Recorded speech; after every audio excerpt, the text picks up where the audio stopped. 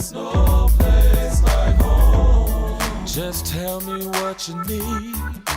It's alright here, yeah, in Detroit.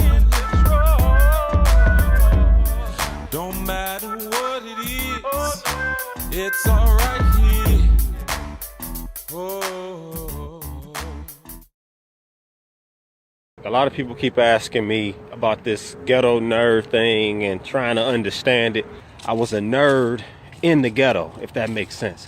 I'm not saying that, anything about my behavior or anything like that. It's just a statement to let people know where I'm from.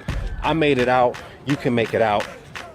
You don't have to be a product of your environment. Just because you're in that, you can stand out and you can be different. You got a new whip, well that's cool. You got a new chick, oh that's news. You getting so lit, congrats to you. We celebrating cause baby using the bathroom. We celebrating. My kids became fans of my former music. I was a little self-conscious about it because it wasn't clean music. It was profanity in it. And I'm sitting here, I'm cringing, because I'm like listening to myself rap about stuff, and I'm like, I need to make something that they can listen to that doesn't make me cringe. Back to slide it to my wife, babe, I'll be back soon. But my wife not stupid. She knew exactly what I was doing. There's a time and a place, and I just think the potty training stuff, the family stuff is just really gaining this momentum online. I got lucky with that. I think what ended up catapulting that video to and giving it that push was when the rapper Trina out of Florida shared my video. Yeah, when she shared it, because she has like 10 million followers on Facebook, I think. When she shared it, it just went through the roof. Like it just was blah, blah, blah, like we just kept getting shared and shared and shared. Deal. You got a new whip, well that's cool. You got a new chick, oh that's news. You getting so lit, congrats to you. We celebrating cause baby using the bathroom. We celebrating cause baby using the bathroom. So this is the sound booth. This is where all of the lyrical magic happens. When you're an artist, you love going in the booth. I mean, that's where... Because you're just at home. Right. Okay. That's where you want to be. I started music in high school. A friend of mine told me about, wanting to start a group together. And I thought it was a really good idea, so I jumped in. Once I got the bug, once I went in the studio for the first time, it was over. I was like, man, this is fun. I want to do this. I was born in the inner city, right over on the east side of Detroit. I'm raised over there, but my mind never fit in. If you go to my social media, it says from the ghetto, never fit in. Right. Moved to the suburbs, never fit in. So I created my own world to exist in. I'm not a I'm a god. Yeah, now if you want to talk to me about like techie stuff like cryptocurrency and Bitcoin and stuff like that, I mean, I can have that conversation with you all day long. I am very much a nerd. They ain't know that the Anglo changed the whole thing, so we see color over the same goals. Cause if we both see po folks as our kin folks, our skin cloaks are disappeared like thin smoke. My upbringing gave me stories. I tell people I grew up, my mother was sick my entire life, so my father had his issues. There was a lot of struggling, there was a lot of pain. I would even go as far as to say suffering from the entire family. Now, one of the things about art is suffering seems to go hand in hand with art. I mean, I don't know why it's that way. Sometimes I hate it's that way. I'm a guy. I mean, you look at some of the greatest, like Shakespeare, all of his stuff was so dark. Yeah. But it was great.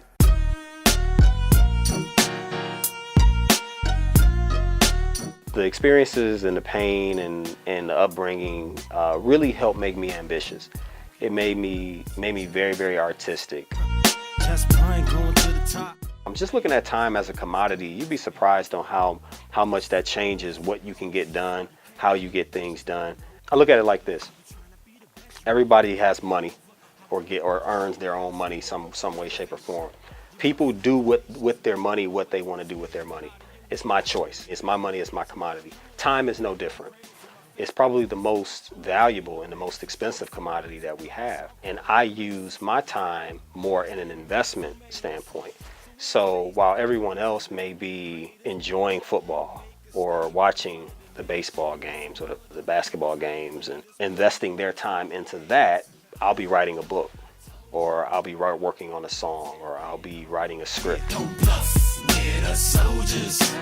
I joined at 17. I was with the 300th Military Police Brigade, and we got deployed. I was really deep into my music career at the time. It just, like, my career just seemed like it was starting to take off and getting a little bit of buzz around the city. So I went to Cuba. Everybody in my unit knew that I did music. A couple of my buddies that were in my unit with me, they were like, well, why don't you put on a show here? Technically, I was the first hip-hop act to ever perform in Guantanamo Bay. No hip-hop performance or R&B performance, for that matter, had ever been to Guantanamo Bay, Cuba. We broke that mold. For the first time that you're gonna be a daddy, you know, depending on the circumstances of the situations you're in, that news can mean different things for different people. My kids are my biggest fan. They're very supportive. I don't have any real major complaints in that department. They're huge fans. Like my son, Brendan, he's like, would always, Daddy, can you put your music on so we can hear it? With me wanting to share stuff with my children, it motivated me to do something cleaner. It's really the best just to see them smile, see them running around, frown upside down. And as I thought about the concept of the album and where I wanted to go with the songs, one of the things you start to think about as a parent is your mortality. So I said, if I was to go tomorrow, because tomorrow isn't promised, I mean, for any of us, what would I be leaving my kids with as far as like a message?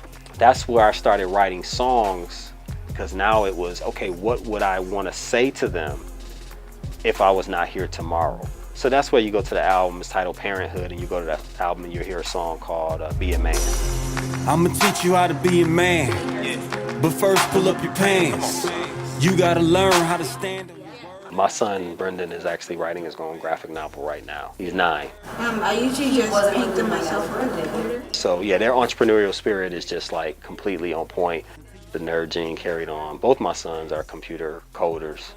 They code video games. They play them, but then they spend hours coding them, which is cool. I like to see that.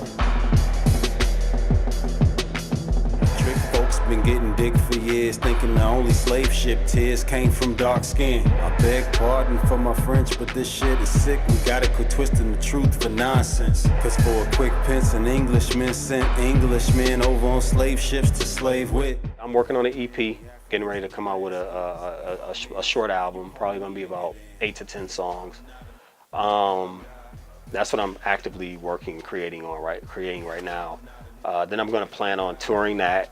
I actually just got done talking to my manager about that earlier today, about hitting some clubs here in the local area once we get these songs mixed and mastered. Who made up the rules you live life to? I'm working on volume 2 to my graphic novel. I just keep trying to give people the best quality stuff that I can give them. You know, give them, whether it's the writing, the music, the film, whatever. Just keep it coming. I mean, we all do day jobs because that's what pays the bills. But we really want to do what we love. And I love creating. I love, music. I love film. I love writing.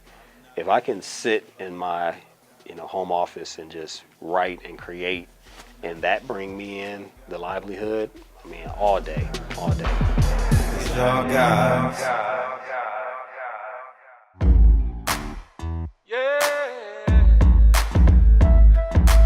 I'm home, you're home in Detroit City. There's no place like home. Just tell me what you need. It's all right here in Detroit.